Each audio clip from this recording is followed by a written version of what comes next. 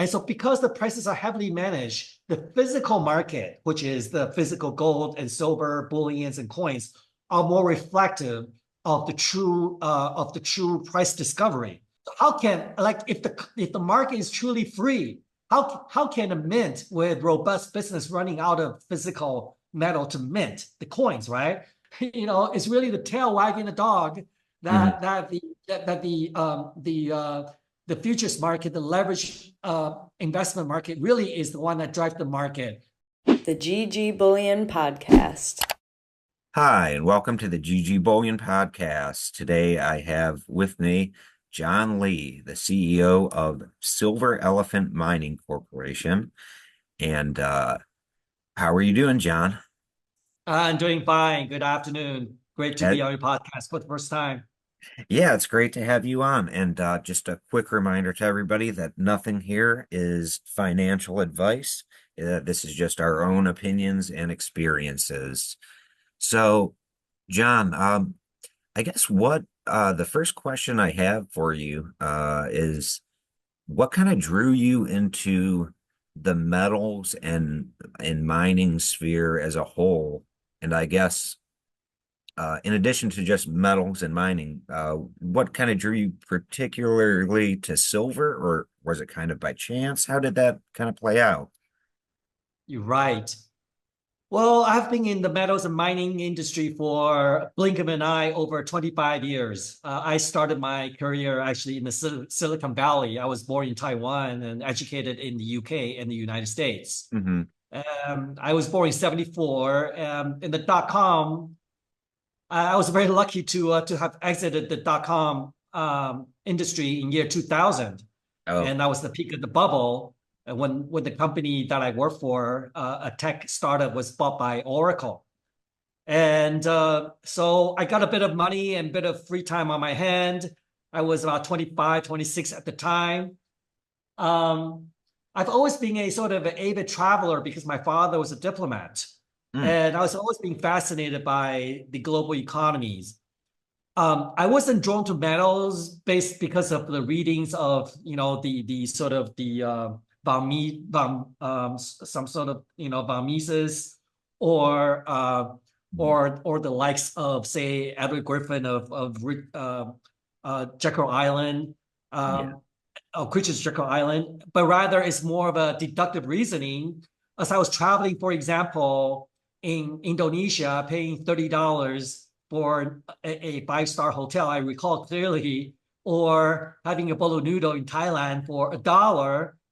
As a graduate of economics degree and engineering degree, so we're trying to sort of figure out the reasoning for this discrepancy, and mm, it was not hard to see that the dollar was overvalued. So naturally, it's sort of, I started investing in equity very early in my late teens, early 2021. So I was looking for a contrarian play to the dollar. And yeah, somehow, as just of a matter of accident, because my girlfriend was from Vancouver, Canada at the time. So during a visit in Vancouver, which was the mining junior universe, junior mining universe, mhm, over close to 1,000 junior mining companies are based in Vancouver. So I was sort of, everything all come together by accident of being introduced to some of the people in the mining industry, attended a couple of conferences, and do quite a bit of study with the free time that I have, that was drawn to to gold mhm, and silver as a contrarian play to the dollar, of which I thought was overvalued. yeah, And the reason I said the dollar is overvalued, as I mentioned, and that was through the experience of international traveling, which is still the case of, why would somebody be flipping burgers at McDonald's making $1 in Thailand versus $6, right, in United States? mhm, And then I was also an avid student of Warren Buffett. And I remember at the time when dot-com bubble was about to burst, and the PE ratio was trading at about 40, which is 2 times the norm. And so I realized the equity market was also overvalued. And then that kind of led me to the path of studying it further and realized it was not equity that's overvalued, but it was the dollar that's overvalued. Mhm. So through different paths of leading up to sort of the conclusion that dollar's overvalued, that led me to eventually gold and silver, within about a year after I exited the dot-com industry to dabble into the metals and mining industry. And that was coincidental to Gordon Brown's dumping of the last batch of the gold from Bank of England at $250 an ounce. And Mhm. a short summary real quick is, since then, I spent 10 years from 2000 to 2010 as a private investor, invested in buying physical gold and silver Mhm. and buying mining companies. And I was doing quite well until the financial crisis 2010, when like a lot of other people, the mining portfolio took a heavy downfall. And then after the sort of the portfolio recovered somewhat in 2021, post financial crisis, I thought it would be fun to run a mining company as a hobby, and picked up a shell from one of the companies that I'd invested in amongst 50 to 100 of them. Mhm. And then started raising money. And in the last 14 years, running Silver Elephant, I raised over $150 million and acquired assets all over the world. Mhm. I'm particularly fond of silver, which is my specialization, my specialty. Mhm. And gold and silver are really sort of the two that I most studied. Yeah. And I studied gold more than silver, but I thought that silver has more torque, right? It's what they call poor man's gold. And Yeah. so my focus and my as a mining company looking for opportunities, I was then sort of over time developed this fondness in silver and going after silver mining projects. Okay, so that's very interesting. So basically you kind of realized that the US dollar was overvalued and you were kind of it seems like you were kind of trying to figure out why and were looking for a play against that, and that is what kind of led you to like precious metals like gold and silver, if I understood that correctly. Exactly. I wasn't like a hard dollar conservative economics. I wasn't into politics. I was not a gold bug. I was the Yeah. opposite of a gold bug, right? Because coming from a dot-com industry Hmm. and also coming from Asia where the dollar is treated as king. So like gold and silver was the last thing on my mind to be as an industry to get involved in. It's Hmm. almost like an antiquated industry compared to the high-tech industry. But it's really through a deductive reasoning and critical thinking that led me to the path of investing in interest in gold and silver. Okay, that's very interesting. Yeah, it does seem to me that I think you put it very well when you said that it's kind of just through deductive reasoning. I think a lot of people kind of come to that conclusion, or at least when they fully how do I phrase this? I guess fully commit to getting into silver and gold and the metals. Uh, yeah, it usually, in my experience, people I know, it's not because of an ideology or a certain economic theory. It's something a lot more. It's either a lot deeper than that psychologically, or it's yeah, just through reasoning and seeing how the world actually works. So I think you put that very well. That it was very interesting to listen to. Thank you. What are your views on the, current premiums for physical silver over spot price right now? I know we've seen that increase since I want to say about 2020 or so. Maybe 2021 is when the premiums started getting really high, at least for, at least on the retail side of things. Uh, Right. do you see that as a temporary trend, or is that likely going to become kind of a new norm? Well, if you look at the premium right now, as I checked the Kitco this morning, a Canadian sort of a one ounce American Eagle or Canadian Maple are trading at around close to $40, which is around 20% premium to Hmm. spot.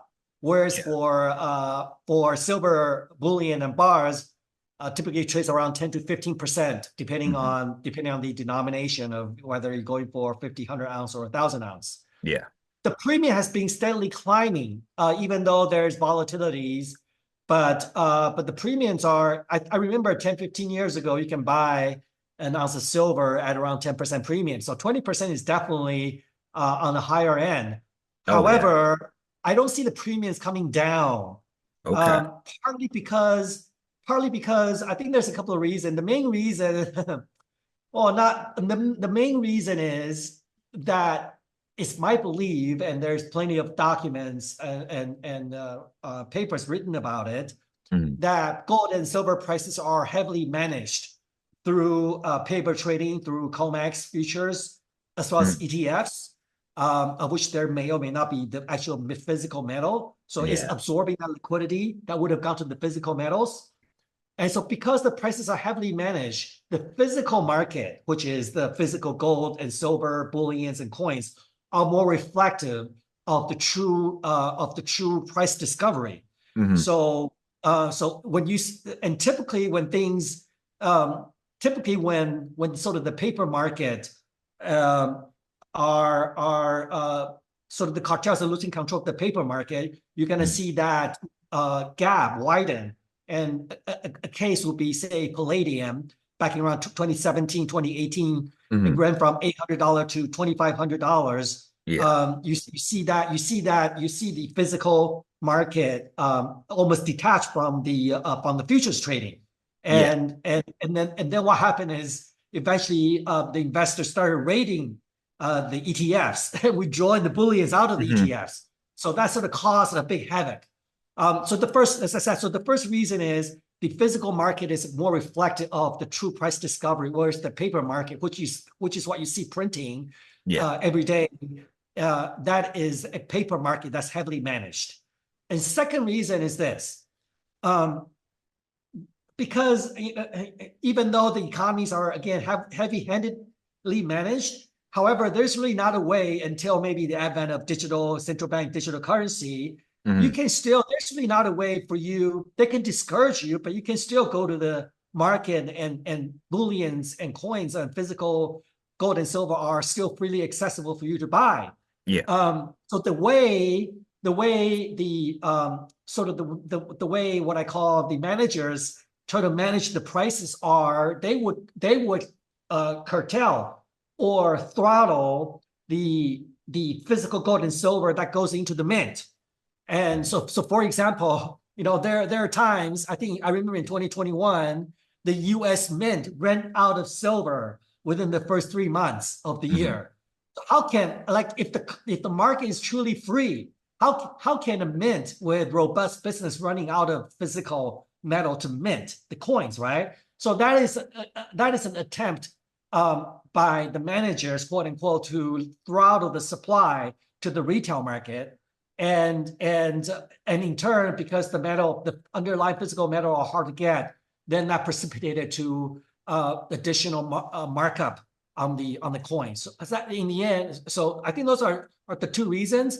And then if you look longer term, the situation is only going to is going to worsen, not improve. Yeah. Meaning that the managing is going to even getting more heavy-handed. So I don't see the premium. I mean, the premium is going to go and come down, but if you draw a line of the Mhm. premiums, right, the dots from, say, early 2000 to where the bull market started to where we are today, you can see a steady increase of that margin. And I have been advocating, and I've been talking, encouraging investors to focus on numismatics, which is the liquid Canadian maples and American eagles. Those are the two I recommend the most, especially the Canadian maple, because that's 999, whereas the American eagle is 995. The analogy that I use is a bunch of steel scrapes versus a Rolex, right? So there is additional that appeal to coins. And so I think that the margin for coins is going to continue to widen and at a faster pace than the bullions. Oh yeah, I agree with that. As you know, I actually did an episode with a couple people Maybe I'll link it on screen right now if I can figure out how to do that on YouTube. It should be in the upper right corner about getting into numismatic coins. But I have a lot of the Perth Mint Lunar Series, all of this very high premium numismatic silver coins. I personally see that as a good play. So it's interesting to hear you bring that up as well. And it's interesting what you said about how this is kind of going to, because I've often used the term that the spot price and then the actual price you're paying for the metals, like the spot plus premium, the actual end price for buying, let's say, a silver bar. It's almost like that spot price that the ETFs are being traded at, and the spot price is decoupling.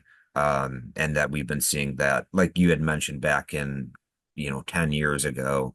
Um, 10 years ago, that's about when I started to get into stacking silver. I'm, a bit younger than you are.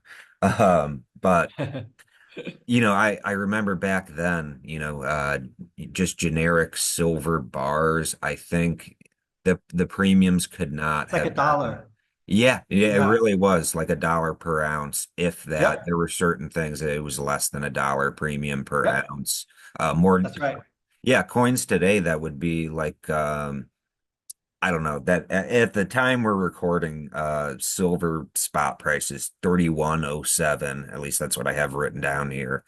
Um, there stuff that would be going for like $42 retail would have like back then, that's a pretty big premium. That's like a $13 premium or something. Yeah. It's It- unfathomable back in the day. yeah. Back Definitely. then, that same coin or a very similar coin would have had maybe a $3 premium at most, or 250, something like that. So you think that trend's gonna continue going on, that it's going to decouple and decouple until there's finally a price discovery? Until it goes exponential. Okay. And the reason I say that is it has happened. If you look at the nickel market, Okay. back about just 3 years ago, it was heavily speculated, and then there was also some physical hoarding by the auto manufacturers and battery manufacturers. Mhm. So the price of nickel went from $10 to $50, 5 times in 3 days, Mhm. and that precipitated a halt of the futures market, which is London Metals Exchange. And then what's shocking, which is still unbelievable to this day, is the LME was owned by the Chinese, the Hong Kong Stock Exchange. Mhm. And the guy that's mostly shorted the nickel is a very wealthy, well-known Chinese tycoon with link to the communist government. Yeah. After they halted the London Metals Exchange on the nickel market for 3 days, they reset the settlement price from $55, which was the closing, which is the time of the when nickel closed, to $30 Mhm. arbitrarily. And so I just want the audience to be careful not to be overly reliant on the futures market or the ETF, Mhm. because it's entirely possible that when the cartels lose control of the paper market, and they could easily hold the market and pay you 50 cents on the dollar, arbitrarily set the settlement price to be 50% of the closing price at the time of the Mhm. halt. And so the situation is gonna get worse, not gonna get better, given the physical demand for gold and silver are going up for a variety of reasons: inflation, geopolitics, Mhm. division of the world economies, and amongst just a few, and also the advent of the digital currency, central bank digital currency, and a lot of the guys don't want to be part of those micro mandates and be dictated on when you can spend your money, how and Mhm. where you can spend your money, and what you can spend your money on.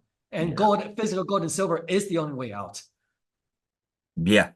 I agree with you completely on pretty much everything you said there. I think a lot of my audience, as far as I can tell, um, all want to have don't want to have that counterparty risk. They want to Exactly. have And I know I can at least speak for myself. I don't want to have that counterparty risk. I want to physically own the metals. Now, I also manufacture my own bars and whatnot. Oh, However, if for my personal investments, like I do not want that to be in an ETF somewhere supposedly there. I want to be able to physically access that silver or gold or platinum or whatever at whatever time. So I think that's a good insight. I had a question I was thinking of this kind of lately. I've seen a couple articles on it, and it's obviously something I've been thinking about for quite a while since silver is used in so many things. Could you kind of share your outlook on silver, like on the silver market's role in the industrial and technological sectors, especially with the global push toward, quote unquote, like green energy. So things like solar panels, and that kind of stuff. right. Well, there's a lot of talk about industrial demand for silver, which account for 70% of the overall demand on Mhm. an annual basis. So therefore, silver is really a hybrid, right? Part of Yeah. that's investment, which is a base metal, and the other 30% is the precious metal. Mhm. I've studied silver for well over 2 decades. My conclusion is I focus on obviously the price trend of silver going in the future, and that is really largely driven by investment and speculative demand. And the Okay. reason I say that is um, there's no shortage of silver's use, but the industrial usage of silver has actually been fairly steady.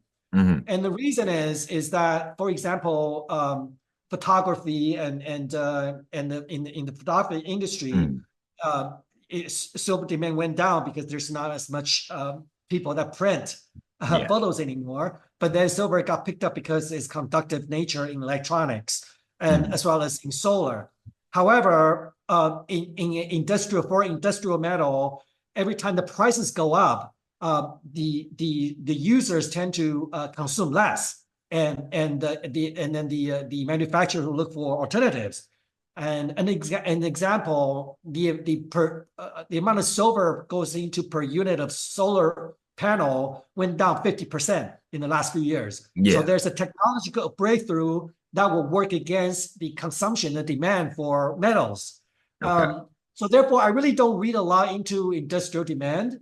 And also, if industrial demand is such a good sort of indicator or forecast for silver price, then everybody would be making $1 million, right? Because Yeah. industrial demand is fairly easy to plot, but Hmm. it's always that speculative demand that Yeah. drive the prices both upward to irrational levels and also downward to unimaginable lows. A case and example would be the oil price during the pandemic. Hmm. I know some of our shareholders are big time oil traders, Yeah. and they lose millions of dollars because when oil went down from 70 to 50 to 30 to 10, they thought oil price at 10 was incredible cheap. And so they started buying at 10, they went to 7 and went to 5 and went to 3 and went to negative. Yeah. That just show you, it's really the tail wagging the dog Hmm. that the futures market, the leverage investment market, really is the one that drives the market, both in the short term and in the long term. And much is what happened in the 1980s when Hunt Brother tried to corner the silver market, or Yeah. in 2021 when a couple of Asian investors and rumor with Eric Sprott tried to buy 50 million ounces of silver, and that was enough. 50 million ounces was enough to drive Hmm. the silver market from $17 to $50. So far up till now, my observation is that there has been a bit of a tepid demand for investment demand for silver, and industrial demand is being laggard. And that's why Hmm. you're seeing this sort of underperformance of silver relative to gold. But then there will be reasons for the silver to catch up, which Quinn alluded to. So overall, like I said, my emphasis is not so much on industrial, but Okay. rather on the factors that would drive the appetite for silver investment demand. Okay, so you see the due to I guess various factors that you've laid out, industrial demand staying relatively steady, and then that 30% or so of the metal that is monetary in nature, that is going to drive the price essentially, or that's Right. I for the think most part what you a see. good analogy would be if you imagine the seashore, right? And then you have, because say global warming, for example, so you Mhm, see that sea level every year will steadily climb, but mhm. but it's always been very steady. But every now and then you got one of those hurricane or typhoon. Yeah, That is industrial demand that give you the tidal waves, right? yeah, So you think of the industrial demand as the steady, sort of the steady, the sort of the steady incline. But if you want to see those major breakouts, sort of the fast and furious, these are mhm. the typhoons, the hurricanes, and these are the earthquakes, and these are driven by by the speculative demand, Yeah. it's a swing in the last 3 4 decades. Yeah, because it seems like silver, the silver market, and I preach this all the time. In like in the United States, for example, I'm just going to round down and say, roughly 300 million people, half of the that 150 million people, let's say.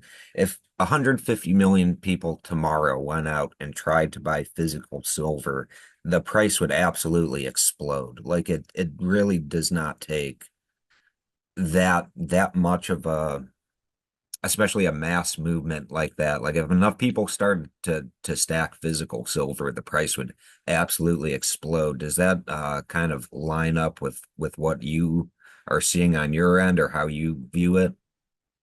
That's right. And that's why, as I said, you can't really deter people. You can't really stop people from buying physical, but you can discourage, right?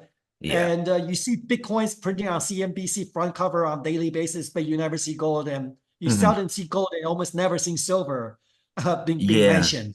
And there's never any talk about, it's only always brief talk about gold and silver when they're time of war Hmm. or some conflicts is happening.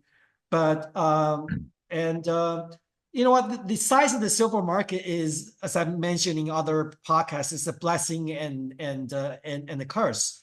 And the Hmm. reason is because, as you said, the sort of investment demand or the spare silver annually is only 300 million ounces.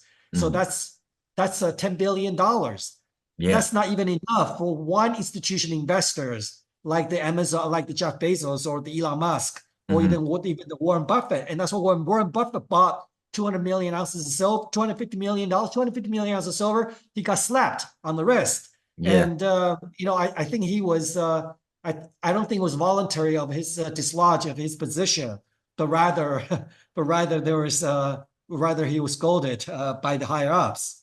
Yeah. Well, And the exact yeah. scenario will play out. I think the exact scenario will play out, but it's not probably not going to be by retail, because Okay. the major trend is always by the most sophisticated institution, Hmm. wealthiest to do. But right now the market is too small to accommodate even one person's appetite, Yeah. and that, therefore I say that the silver rise is going to pick up the steam when silver crosses 50, 100 to 200. And why not? You can easily make a case for $500 silver as for $30 silver. And if you need other sort of data points to back that up, just look at the price of Bitcoin. I remember I followed the price of Bitcoin at Hmm. $15 a coin.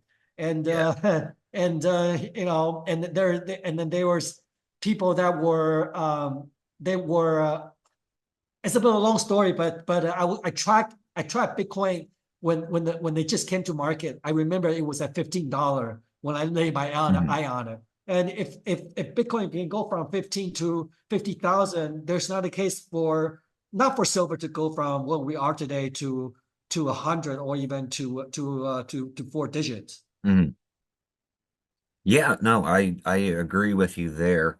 There have been I there's some people that say, either online on YouTube, various places that say, oh, silver's only going to go over 100 if the US dollar experiences some sort of hyperinflation or something like that, which I don't think is the case. I think what you said No. is pretty accurate. And I've had people come up to me that I know in real life that invest in silver or whatnot, just doing market analysis, and they're like, this doesn't make sense. Like, silver price has got to go over 200 at some point soon. Like, so, I- you know, I'm probably somewhere in the middle. I don't know what if we had like true price discovery today, what exactly the price would be at right now. But Nobody I don't, knows. yeah, but I really don't think that we need to experience hyperinflation to see silver go over $50 an ounce, $100 an ounce, Not except at all. And I'll give you a perfect example. I remember back I'm 50 years old. I okay, remember when I was there when the sort of this bull market started in the year 2000, 2001. I okay. was there. Hmm. And when gold was $250 an ounce, I remember vividly. And then they say, and then I say, oh, gold is gonna go to 800, which is historic high back in 1980. Hmm. And then people's first reaction, exactly like you said, well, if gold were to go to 800, which they laughed, they say, oh, gold's never going to go to Hmm. 500, not to mention 800. Then the supermarket will be out of food, and you need to be digging a bunker, and it's there's other things you need to worry about. And yet, 20 years later, Hmm. gold is 10 times, and yet Yeah. everybody's going on their merry ways. You don't need to be. I put the four quadrants. I mean, sort of in summary, you don't need to be a pessimistic person to be bullish on gold and silver. And in fact, if gold and silver one day resurrect themselves as the de facto money, sort of a true money and currency, then you're going to see world peace and accelerated Mhm. advance of technologies and solving hungers and in that environment. A lot of problems going to go away with higher gold and silver prices. Yeah, I agree that it is a the gold and silver adoption, I guess, is a good thing for humanity, I suppose. Um, I would agree with you there. I did want to talk a little bit because I about kind of the mining side of things. I know that and correct me if I'm wrong, but that most silver today is mined not through silver mines, but as a byproduct from other types of mines. Would that be accurate? Yes, Okay. there are very, very few primary silver mines, which is defined as 50% of the revenue from the mines being coming from silver. So majority of the silver production come from from Mexico and Peru Hmm. and some from China, and usually it's coming from a multi polymetallic Okay. deposits Mhm. that's predominantly lead and zinc Okay. and then followed by silver. So silver are today majority of the silver, over 50% of the world supply, come from polymetallic deposits and mining operations where silver comes in as a byproduct.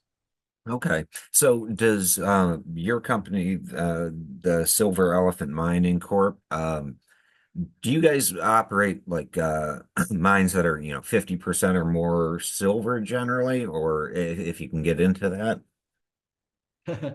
Yes, at today's silver price, over 60% of the value of the mine is silver. But back 10 years ago, when lead and zinc are trading at a higher ratio to silver, Mhm. then it would be more classified as a base metal deposit. But at today's silver prices, it is a primary silver mine. Yeah, yeah, I imagine the ratio of you know silver to lead is quite a ratio, especially now with the recent bump up. Earlier this year, silver was down in the early or the low 20s in US dollar. Right. So with silver mining and I guess mining in general, from environmental regulations, operational costs. How do you kind of navigate those and maintain profitability, especially when, and I guess as a follow-on to that, how do you kind of, I guess, hedge when silver has these dips where it gets, some would say, tamped down by large institutions that want to suppress the price? Yeah, well, it's I can write a paper about it. Mm. Mining Okay. is a capital intensive business. Hmm. And a lot of, like, depending on the nature of the mine, whether it's open pit project or underground project, Hmm. uh, usually materials and labor are really the largest principal drivers for the costs of a Okay. mine. Like, for example, if you're open pit project, then you're looking at tires, equipment, which require refurbish every 3 to 4 years because it has very heavy wear and tear. Imagine trucking, 1,000 tons of materials. I mean, these are giant machineries, and Hmm. then is using a huge amount of diesel because mines are typically in areas where electricity might not be readily available, Yeah. and to wire up the mine, which is difficult, tricky because the topography is difficult to have electric mining fleet. So you Mhm. have trucks that are running tires and metals and using diesel fuels, and then so that is a lot of consumables. Mhm. And on the opposite end, the spectrum, if you go to underground mining operation, then it requires a lot of labor. And these underground laborers are miners are expensive. In Canada, can easily run up to $150,000 a year plus benefits. Mhm. So I would say the principal drivers are consumables and labor. And the way to hedge that, I mean, this has been done before by some of the mining legends, such as Pierre Lassonde. If you see sort of oil price, like a scenario we saw in pandemic where it went to single digit, some mining company will hedge by Mhm. buying oil price Ah, at the okay. low price in order to sort of average out their cost. And Okay. but you got to be careful though sometimes, because and also the other sometimes mining companies do is, like I said, the volatilities of the metals is they will tend to they want to, if they believe the metal prices are elevated and if they anticipate a correction, then Mhm. they will start shorting, right? They will start not Mhm. shorting, but they will forward sell their metals at a fixed price today. Okay. But then it comes to I think both come with the caveats, Mhm. especially the later one. There's been mines that went bankrupt because they sold metals thinking that they were thinking metal has topped, but then metal continued to go up, maybe double or triple from Mhm. the price that they shorted. And there's actually cases like that. And so therefore they lost billions of dollars on paper. Mhm. and and then their hash book blows up, and they eventually have to relinquish the control of the mine to the traders. Mhm. So it's a very sophisticated operation. It's not just to do with mining, but to do with forecasting of different prices. Is also leveraging very sophisticated financial instruments to control your cost and Mhm. and to to uh, sort of ride your upside. So it's a very complex market to manage, and very few do well. Yeah, yeah, that's very interesting. Yeah, I know there's a quite a lot of I guess like junior mining companies out there, and like you said, the very few do well. The ones that do, I guess, yeah, really must have that almost down to a science, so to speak, or have found a way. It it seems like a very complex operation to do that and remain profitable, especially when silver's price swings can be so all over the place. Um, And then I think the other, having been running a mining company for 15 years and seeing mhm. and also been investing, and I personally invested in a number of companies that actually went belly up. And the lesson learned is you got to really understand your project well and you don't want to you want to understand your cost. Let's just say if your mine after careful studies is operating per ounce cost is say $15 an ounce of silver, you want to make sure that silver trades consistently over $25 before thinking about putting the mine into production. Because once you start a mine into production, it's very, very difficult to shut it down. There is environmental reclamations, there's social contracts, there's government commitments, there's a whole slew of things, right? And these are all fixed costs. And mine cannot be shut down just like that, just because the prices are down. So the way to manage that situation is to put the mine on standby. And when you're really very confident and sure that even in the worst downswing in the silver market, that the mine will still manage to at least break even or with with a small loss, then that would be sort of the point of which you should contemplate on putting mine into production, and certainly not relying on the feasibility study, on a 20% return on a $50 silver, which was a blip on the radar. But unfortunately, though, mining executives, they're humans, right? Just like everybody else. Sometimes in the heat of the moment, they think that silver at 50 could go to 100. So it's like I said, it's a science and an art, and not many people manage well. That's all very interesting. I did want to kind of pick your brain on a couple things, because I know we've been talking primarily about silver, and we're still going to. But so what would you say about the long-term potential of, because generally there's silver, gold, and then platinum is sometimes forgotten about, but kind of the long-term potential of silver, gold, platinum. And, if you'd like to throw in palladium there as well, I'd love to hear your opinion on it, on kind of those 3 or 4 metals in the long term. I know we've talked quite a bit about silver, but I'd just like to get your opinion on that, on as well as, silver, as well as the gold and the platinum and palladium, if you're well versed on that as well. Certainly. I actually, Silver Elephant actually purchased a platinum mine back in 2011 because I think in answering your question, I'm very bullish of platinum at the current price. And in fact, I'm more bullish of platinum than I am of silver. And the reason for that is in terms of percentage gains in the next 3 to 5 years. And the reason I say that is I believe that the world is entering into a cooling period where there is decreasing population. I'm a camp of Elon Musk that we're entering into a population crisis on the downside. So when you have less people, you're going to consume less of the base metals. You're not going to drive as many cars. You're not going to be buying as much furniture. You're not going to travel as much. You're not going to consume as much oil. And you're not going to buy as many cell phones, right? So in that way, I'm not as bullish of the base metals as I was 3 years ago, but rather I'm bullish of the precious metals because the savings, the dollars that's come into existence don't disappear just because people disappear. So, so for that, I'm leaning very heavily towards precious metals or precious of everything that's limited in quantity, and that's good stored value.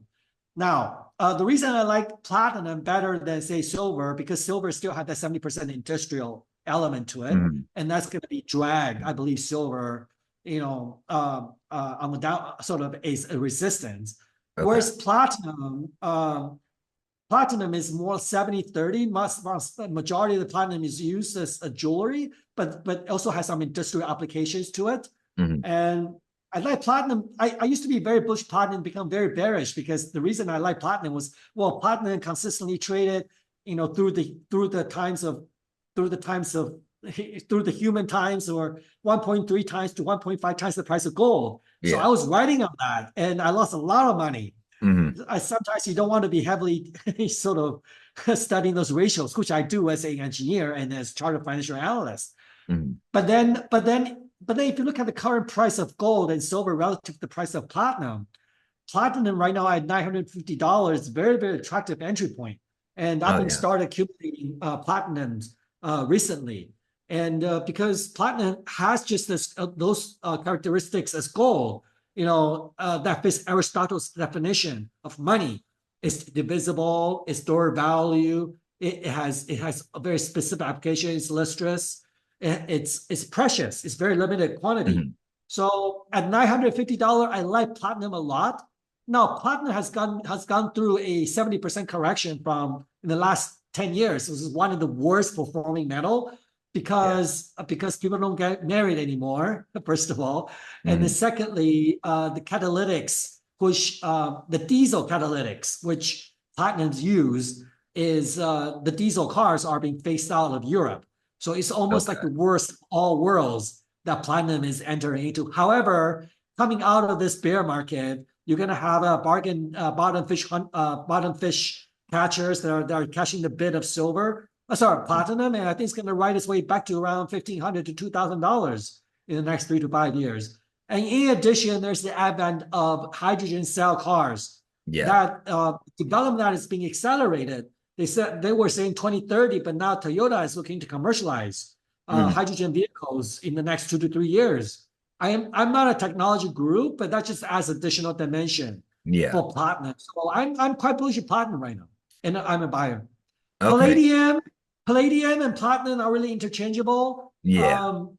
I think palladium when $2,500 when palladium $2,500 not only 4 years ago, I said I Mhm. was the most bearish of palladium of all metals because I see the plateau of gasoline vehicles, the sort of the gas, not the diesel gas, but the regular fuel. Yeah. And I see the plateau of that, and then palladium prices are almost entirely driven by that. And Mhm. I don't see right now about 80% of the cars are gasoline require palladium, and 20% are hybrid or EVs.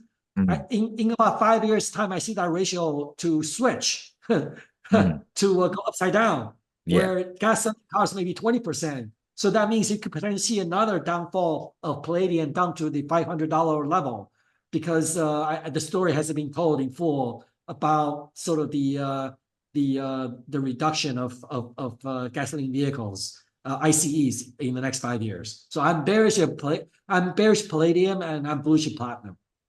Yeah, I'm very bullish on platinum myself. I do personally, especially at this price and the past couple years, have been investing in platinum.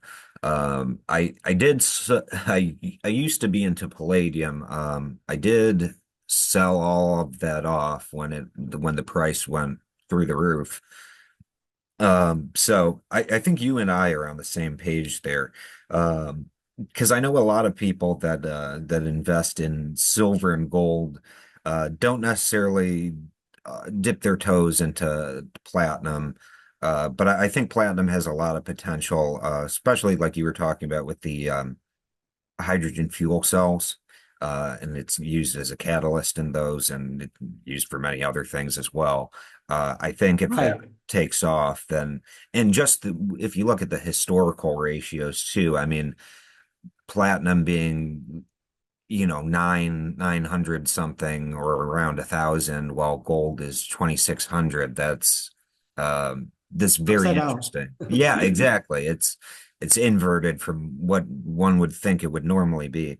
Um, so that's interesting to hear. So we talked, I guess, about silver, platinum, and palladium. What are your thoughts on gold and how gold market's going to play out? Because I know gold has, especially this year, has shot up quite a bit. I'm very glad that I put a decent amount into gold last year and 2 years ago, um, and before that. But how do you see gold going? Because it had that big bull run in 2024 where the price went. I don't have the numbers off the top of my head, but the price of gold has been going up and up, where it seems like gold is hitting a nominal all-time high every couple weeks almost, at least for a while. I know since the U.S. presidential election, the metals have kind of taken a bit of a hit. But I'd love to hear you on gold price. Right. Gold, at the start of the year or late last year, when gold was around 1800, I called a bottom on gold and said, this is the best time to buy. So if you were to go to my Twitter, John Lee, Silver Elephant, on my Twitter, you'll see this time last year, I pegged the gold to break up to 2000 and reach a target of 2800 in 2024. Okay. And the how I reached the 2800 target, which when it met Yeah. just a couple of weeks ago before the election. And the reason is technical driven, fundamental. You can always put 1,000 fundamental reasons on where gold should go here or go there, but it's really mainly technical driven, because if you look at a 20-year chart of gold, there you can see a classic cup and handle formation.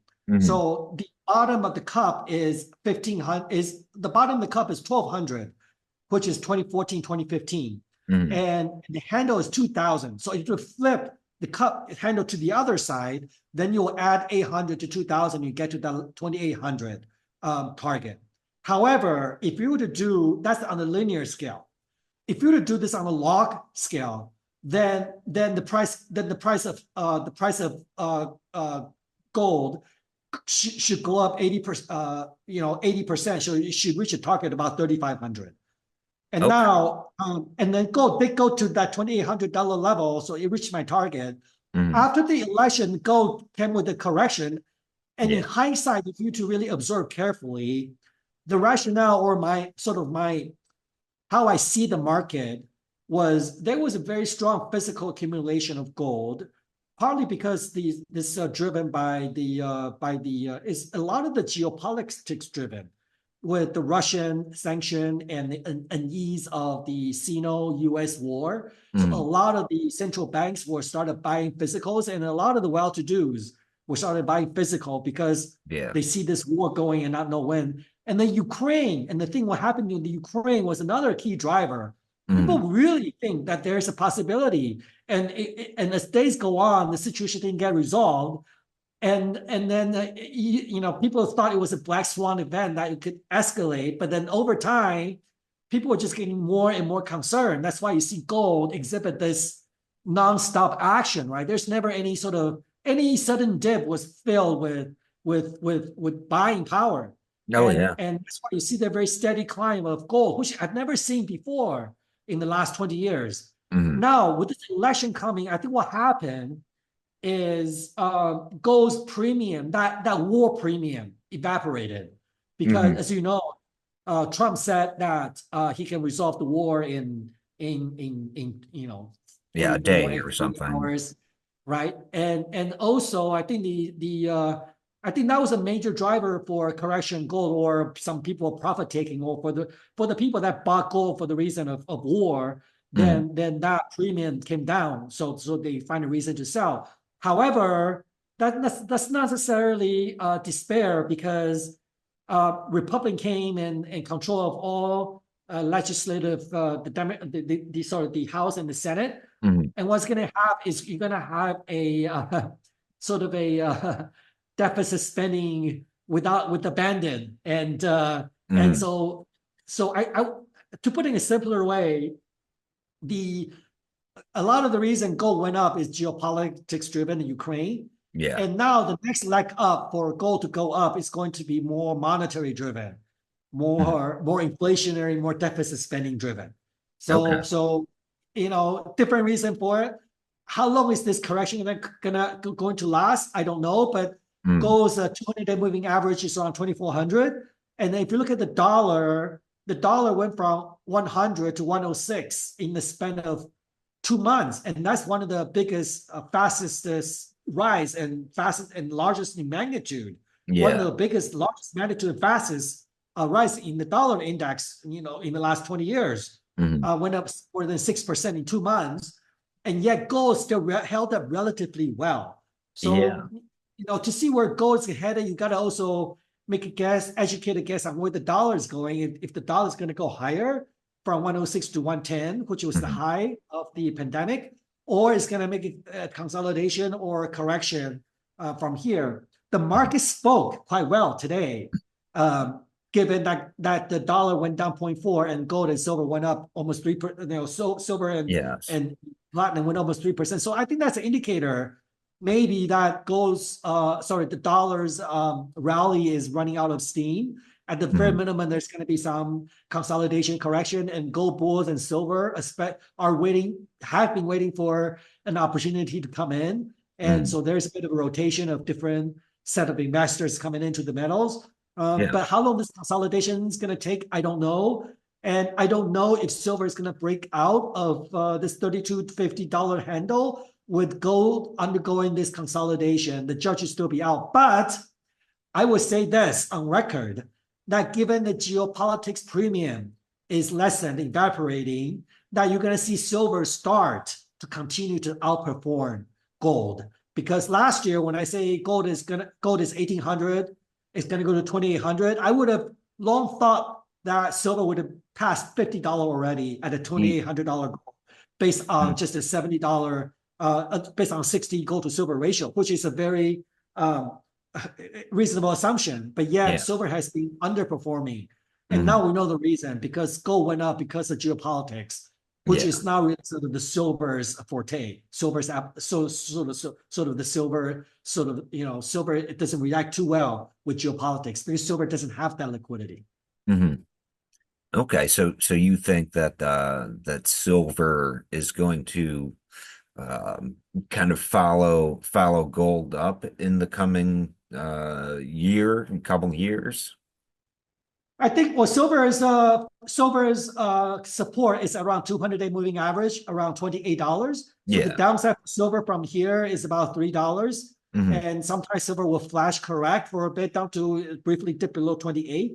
So there is still a 20-30% probability that silver go below $30 is possible. And I don't know the answer if gold were to continue to correct with this geopolitics premium being removed, how the silver is going to react in the short term. I will say, though, the point I'm driving at, if I'm not being clear, if you look at the gold to silver ratio right now at 26 and the 30 is about 75 to close to 80. I think a year from now, you're going to see that ratio going quite a bit lower, below 70. So then, which means silver is going to outperform gold. But then I don't know if silver is going to break out 32.5 right now, because I don't know where gold is headed, right? You can have the ratio, gold to silver gold shares going down, but if gold goes down, then silver, even though silver is going to perform better, it's just going to go down less. Well, I mean, it seems to me that silver is quite undervalued right now and has been for a bit. Would you agree with that? It's always been undervalued relative to what is the question, and also the old adage, right? The street can stay irrational longer than you can stay solvent. So every time when you trade, people say, "Oh, I'm going to buy and hold." These are the same people that's watching Kitco and flashing every 5 seconds. You got to understand your risk tolerance and a pick good entry point. You can have I always recommend you have a core holding of silver, because you never know. Silver can always go up double in a week, which as it did back in 2021, went from 14 to 28 in less than 2 weeks. So you never want to miss the ride.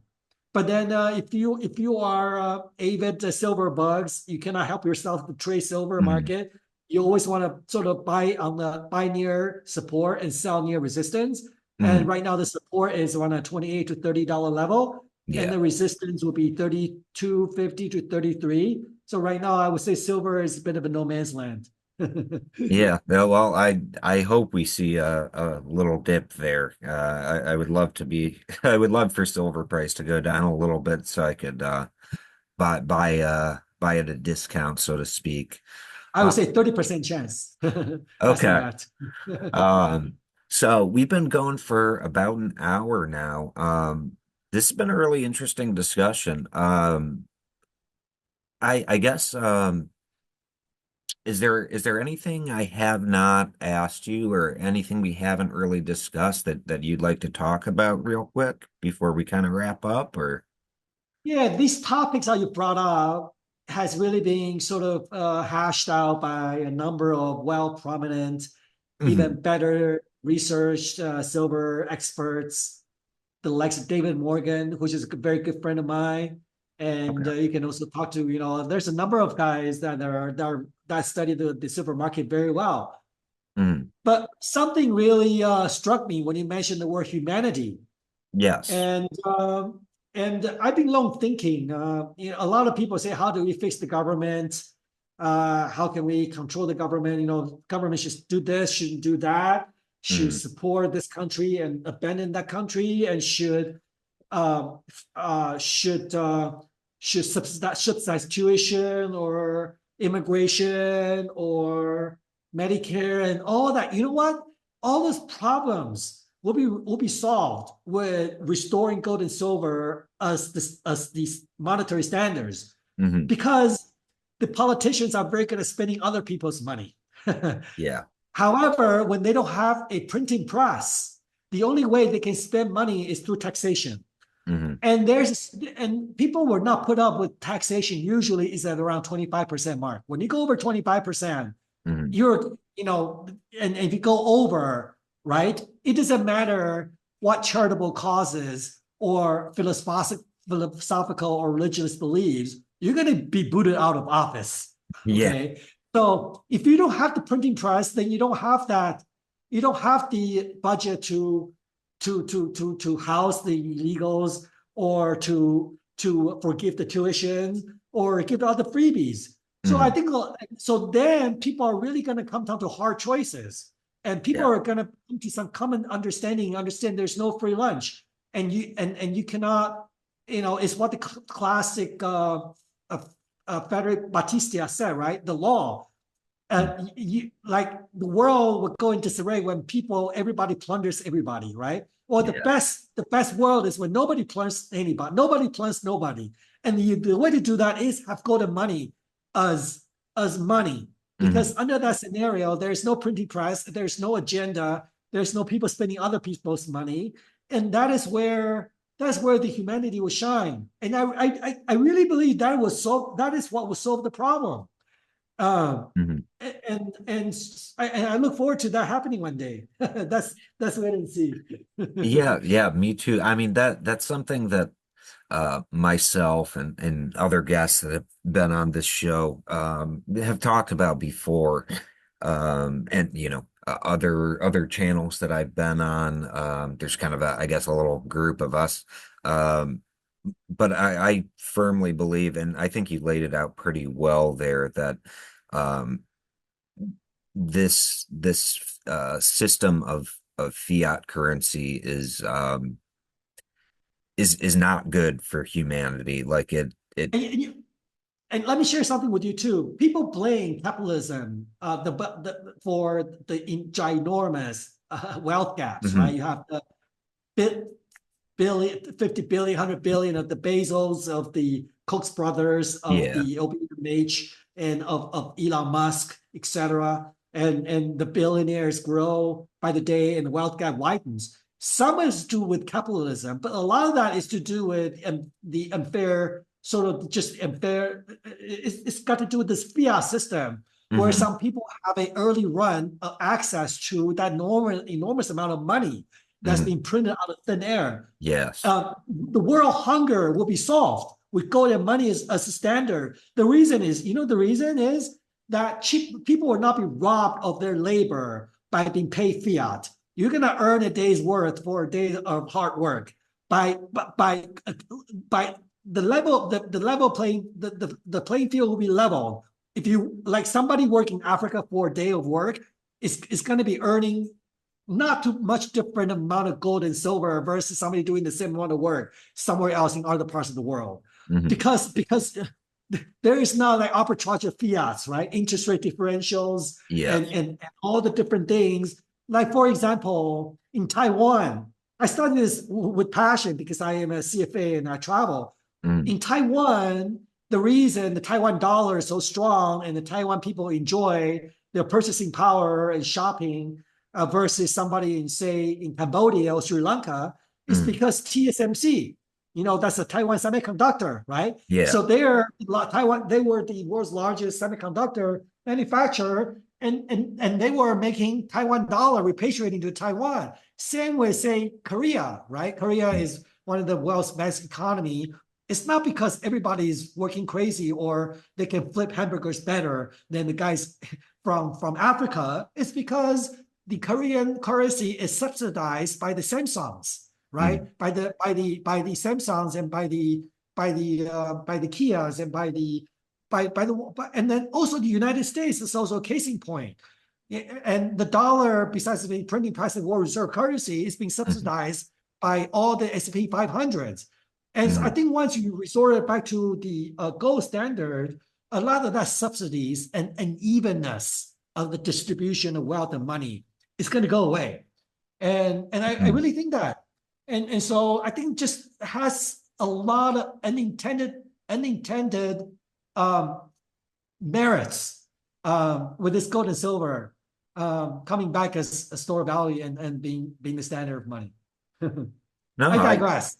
yeah, I absolutely agree with that. I think wealth inequality, especially at the massive levels that we see, which is at least in the West, kind of almost depleting or or destroying the middle class, at least kind of around where I live.